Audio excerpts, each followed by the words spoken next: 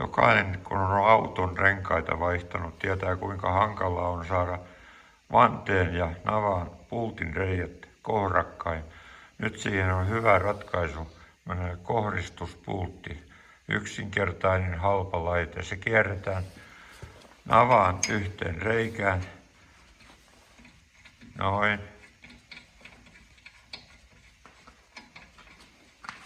Jonka jälkeen rengas laitetaan siihen niin, että kohdistuspultti tulee yhdestä renkaanreiästä läpi ja sitten laitetaan pyörän yksi pultti riittää siihen, minkä jälkeen voi sitten ottaa kohdistuspultin pois,